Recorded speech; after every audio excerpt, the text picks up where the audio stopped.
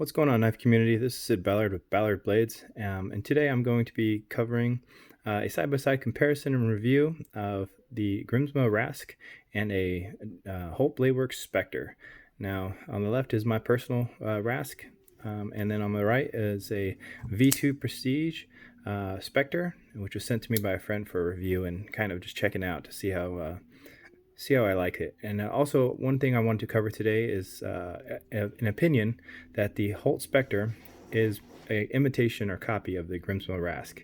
It's an opinion that I've held in the past, and after this review, I'll kind of cover it as we go through this, but after this review, I think there are still a lot of similarities. But at the end of the day, the Specter is definitely a different knife compared to the Grimsmo Rask. Now, the basics of these knives, I'll open them both to demonstrate the size and the specifications. Okay, so on the left first, the Grimsmo Rask is got a 3.4 inch blade for the cutting edge compared to the Holt Specter, which has a 3.6 inch cutting length. Now the size is almost identical, and that's because the Rask has a 3.6 inch long handle, slightly longer compared to 4.6, compared to 4.5 on the right. The overall length, you'll see, is pretty much exactly the same for both knives. And then one of the first things you'll notice if you hold both of these knives hand in hand is that the Holt Specter is noticeably thicker and heavier than the Grimsmo Rask. Now, the Grimsmo Rask was pre-ordered and hit the market in 2017 from the Grimsmo brothers in Canada, and the production was only one run, and it ran from 2017 through the beginning of 18, I think, when the last deliveries were made. Now, the brothers have been designing a V2 or a second run, and I expect to see those hit the market in the next couple months based on their YouTube channels and all their teaser videos. Now, the Holt Specter, this one hit the market, the V1s, I believe, in the beginning of 2018, about a year after, shortly after the Rask production stopped. And then the Specters are still in production now. They've gone through 4 iterations: V1, V2, V3, and V4. V1 through 3 are pretty much the major similarity in the V1 through 3 is that they're all frame locks with a few bolster locks thrown in. And then the V4s, which are currently in production, are liner locks. Now, I was lucky to have this Specter sent to me. Being a V2, it's a Prestige, so it has a Damasteel blade, which is very similar to my Grimsmo Rask with also a Damasteel blade. So again, as you look at these side by side, you'll notice there are a lot of aesthetic similarities between the two. Let's see if I can get... You'll notice everywhere from the frame screws. Now you'll notice one has standoffs and the other has a backspacer. Big difference there. But the clips, the shapes, very, very similar. I mean, almost the same angles and lines. Now again, there's been thousands and thousands of pocket knife designs, and you can only reinvent the wheel so many times. However, there are some very similar features to both knives. The shape of the handles, the shape of the blade shape is very, very similar. Now you'll see the Rask has a much longer drop to its drop point, whereas the Specter has a much more abrupt drop to its drop point. And then the belly on the Specter is noticeably towards the front. Now both these knives make excellent slicers. They're both very thin blade profiles. You'll see that my Grimsmo Rask, and I've sharpened this myself, but I've maintained the factory edge. The factory edge is at 20 degrees per side here. Let's see, the camera doesn't want to focus on the Damasteel, just do the reflection. But you see it's a very thin cutting edge, and it makes this thing for a very sharp slicer. Now I carry this knife daily, almost daily, minus work. But if I'm out of work, even sometimes at work, I use this knife for food, for opening letters. Due to my knife sharpening and customization business, I do get a lot of packages. So this sees a lot of box cutter use, tape cutting use, and then primarily it's a snack prepper for my 2 kids. Similarly, the Holt Specter is a very thin, it almost has the same blade stock as the Rask. Actually, I would bet that that is the same. Now I don't have my calipers here. Almost the same. It has a similar blade height, and it has pretty much the same grind profile as the Rask. Now I would say that if you look at the Ricasso, this is a full height flat grind compared to the Rask, which has kind of an angled swoosh. I'll call it an angled swoosh. So not completely full height, but it makes for very similar blade shapes and cutting geometries for both knives. Now, some other differences, or one major difference between the Grimsmo Rask and the Holt Specter, is that the V2 in particular, and similarly the other iterations of the Specter, they have an adjustable detent. So with just the use of a Torx wrench, you can adjust the detent stiffness or how loose it is for the Holt Specter. Now, my personal preference, if I'm going to have a fidget toy or a bearing flipper knife, I like a stiffer detent. Now, with lighter blades, and those of you who are familiar with various flipper knives, with a lighter blade, if the detent is too soft, meaning if I barely push on this and it breaks past the detent ball, the knife won't want to open and it won't want to drop shut.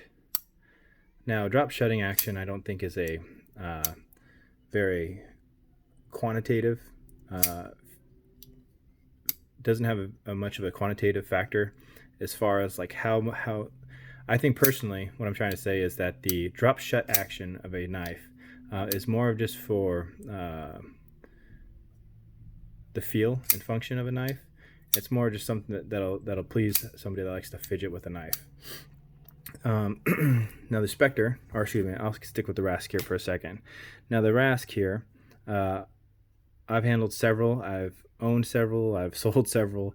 It has a strong detent, but it's not the strongest I've felt, but it is nice, and you'll see that even if I barely break past the detent, that knife's going to open.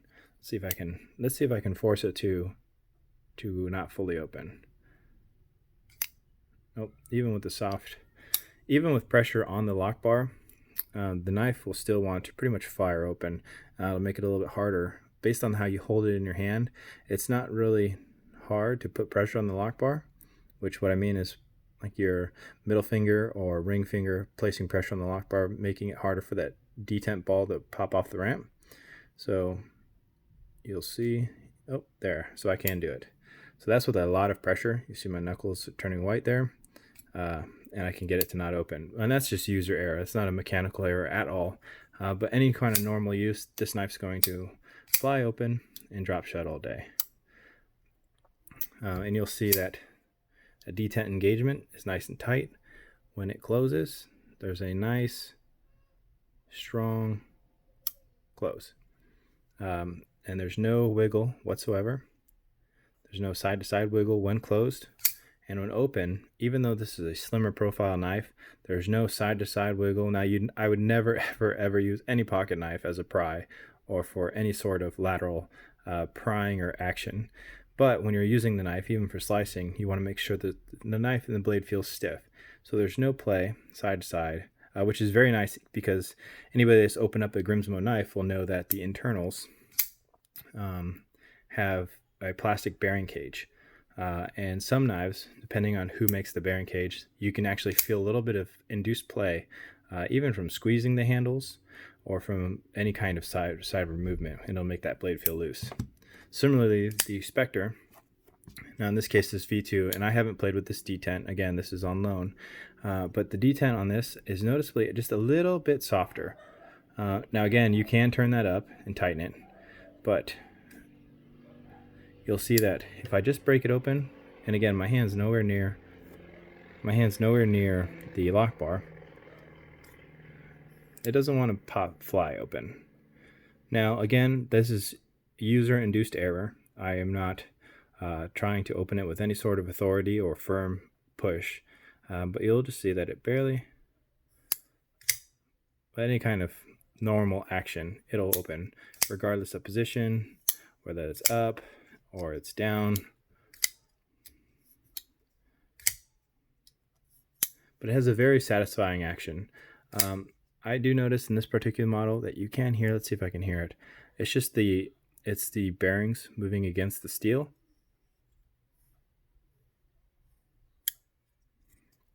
Now that can just simply be remedied with a cleaning and then a little bit of tuning on the action.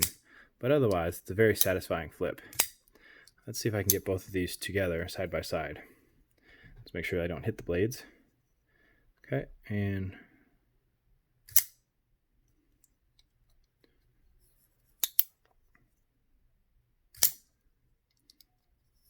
all right. Now again, I will say that the Rask, as far as action and smoothness, in my particular case, again, this is a day of the user for me. It's well broken in, but on my impressions of handling both these knives, I would say that the Rask has a noticeably smoother action. Now again, the Specter has a much more tunable action. The only thing you can really tune on the Rask is how tight the pivot is, but you'll affect centering. Let's see if I can get that to...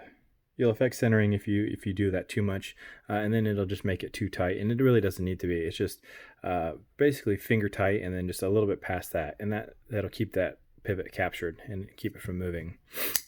Now the Specter, again, you can mess with the pivot and you can mess with the detent and have no issues doing that, and it is encouraged from the owners. Let's see. Now let's look at another thing, put the knives off to the side. So packaging.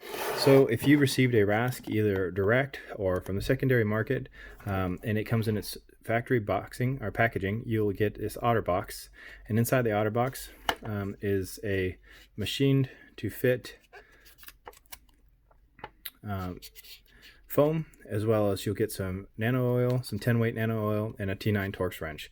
This is everything you need besides a paper towel or microfiber cloth to take care and maintain this knife. And then on the back side, underneath your foam, you'll have your COA, so your certificate of authentication or authenticity. And this makes for a very safe travel companion. Again, I travel with the knife this way. I will keep it stored nice and safe. It's snug and fit in there, and that's how it stays.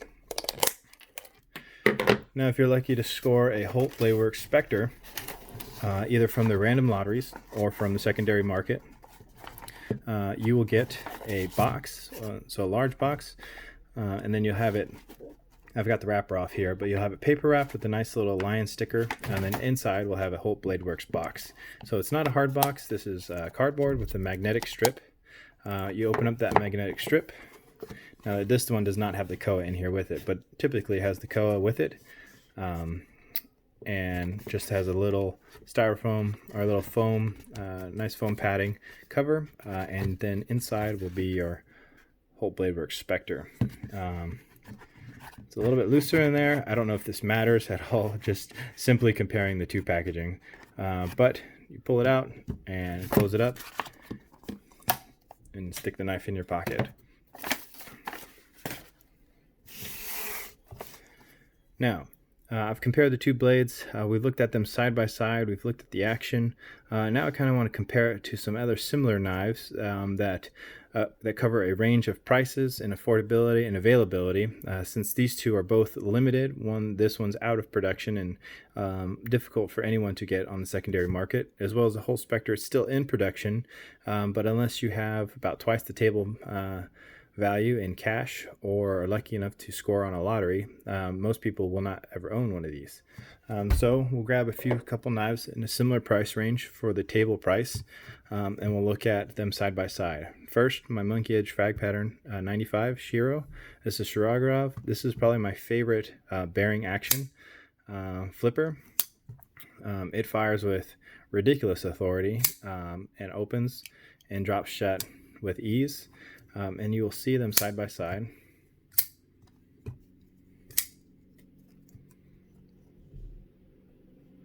Just for size comparison, looks, appearance, and just kind of the action, just so you can kind of compare the looks and the sound and the feel.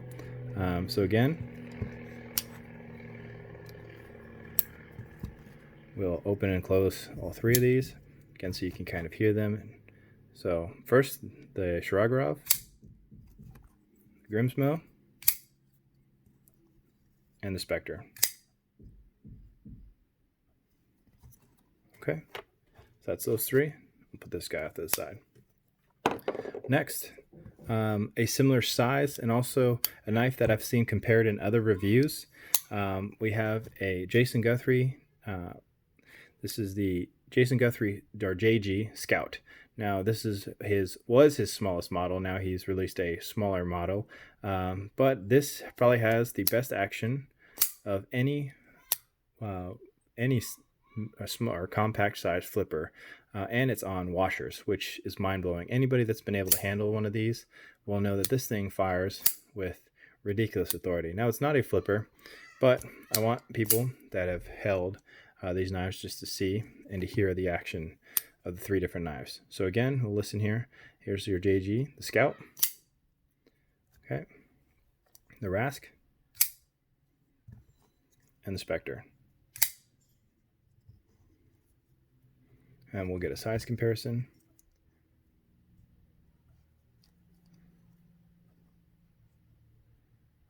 Okay, there's the three. So noticeably smaller. Again, this is a smaller model. And then for thickness,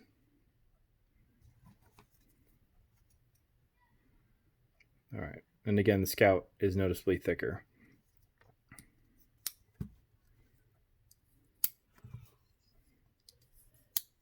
All right, put this one off to the side. Next, probably the most iconic knife in the knife world, and most revolutionary as far as being a frame lock and the father of all frame locks, titanium frame locks. So this is a Chris Reeve Sebenza, and this is my large 21 Insingo model. Again, you'll see that I enjoy nice slicey blades, and Insingo probably epitomizes that for frame lock pocket knives. Very slicey, very robust. Yes, I will flick it open. But again, this is not a flipper. It's not meant to be a flipper. It is a thumb stud opener. It's very smooth, but you'll see the size comparison. We'll do height, overall length, and we'll do width, so you can kind of see. Again, the Sebenza is a slimmer model. It's definitely not the Amnonzon, as far as its robustness and feel, but it's similar in size. Let's turn these sideways.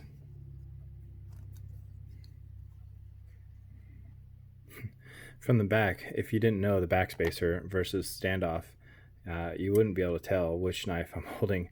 There is jimping. Oh, that's something I didn't pick out on the Specter, but there is jimping on the Specter versus the Rask. Now, some people prefer it or some people don't. Really, it's just it's both aesthetic and functional as far as being able to get a little more purchase on the backside of the blade. All right, you'll see the thickness there. All right, I'll put the Sebenza off to the side. Carefully lay these two down.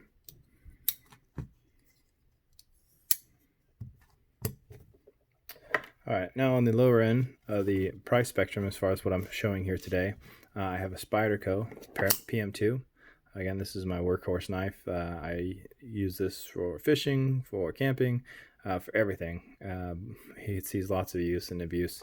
And then many people, and this is a compression lock, so again, not similar in action, but again, I want to just show a side-by-side comparison so that people that are watching this video can kind of get an idea of the size and heft and weight, or excuse me, not weight, but and width of these two knives that I'm comparing on the left.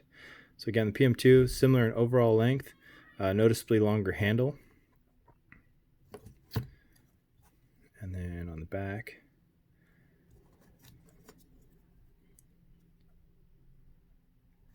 there you go. This one up. And then lastly, yes, this is also a Grimsmo knife, but for those of you that have, I feel like a lot of people in the knife community that are going to venture into the The pool of this price and this quality and this type of knife might have already purchased a more widely available Norseman. Now, this is the Grimsmo Knives Norseman. I won't cover it in today's review at all, but those of you that are familiar with this Norseman know that it kind of, when it hit the market several years ago, it kind of changed everything for CNC machining and CNC knives and what you expect for the action. I mean, just the most guillotine action I've ever felt on a knife. And it's both due to the balance of the blade and the design of the flipper tab. There's many YouTube videos from both the brothers and several other people that cover this knife. But I think what the Sebenza did for the knife world as far as being a titanium frame lock, I think the Grimsmo Norseman did for machining and the acceptable quality of what you expect from a CNC machine knife. And it kind of elevated, even though it's a mass production knife now, they're well into the 3000s on these models. I think it gets as close to that custom feel as you can get without having a custom knife. And with a $900 price tag with the current base models, you're going to expect that perfect fit and finish, as well as feel and action. So again, we'll listen for that sound, for the action. Again, that's something that a lot of people seek when they look for high-end flippers, is that action.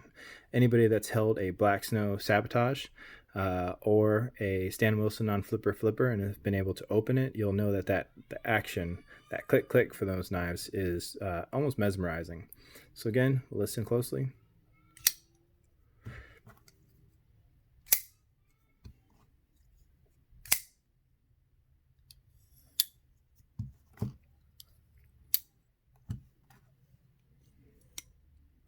All right.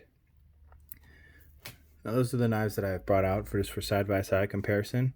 And then again, I'm just going to point out a few of the features, and we'll just kind of closely look over each knife. Let's see if I can get this to focus properly. Doesn't want to focus on the shiny. Okay. So you see the nice machining. The edges are chamfered. There's no milling lines.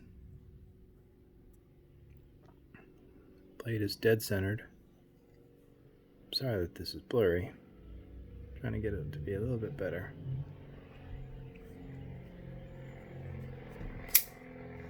Oh, let's point out that too. So let's look at the detent, or the flipper tab. Flipper tabs, very similar in shape, height. It's not sticking out there. You see a Medford 187 flipper, and that flipper tab is like this big, something you don't want snagging on your pocket. It's very slim, but both have jimping on them, which allows for a nice, good purchase and a solid feel, pretty much no matter if your fingers are wet or or slippery, or if you've got gloves on. There's plenty of purchase there. It's not going to be like a Shiragara Pero, where the flipper tab is so small you need to have little needle fingers to get it. But it's got perfect purchase for both knives. Definitely well thought of. All right. We'll just look at them side by side again one more time. All right. Now as we wrap this up, do I feel like the Specter is a copy of the Rask? They're both pocket knives. They're both similar sized. They're both Damasteel. In this case, they're both a blue. They have similar machining qualities. There's definitely noticeable changes, and I think the Holts, being engineers in their background, they have definitely taken ideas from the Grimsmo brothers and kind of improved upon them. The adjustable detent, and again, you'll see on their different variations, each variation they kind of improve upon their designs, which is very good, and I'm looking forward to seeing what the Grimsmo brothers do next. But the frame screws, I think if you were just holding these afar and you pick both of them up and you knew nothing about the knives, you knew nothing about the makers or anything like that, I think you would potentially think that these were two models from the same company, honestly. But once you look at them and feel them, you'll notice that there's a noticeable difference in the action and feel in the Rask, and I think it definitely I'm preferential a little bit, but I think the Rask definitely edges out the Specter as far as the smoothness of the action and that flipping open action. But the Specter definitely feels more stout.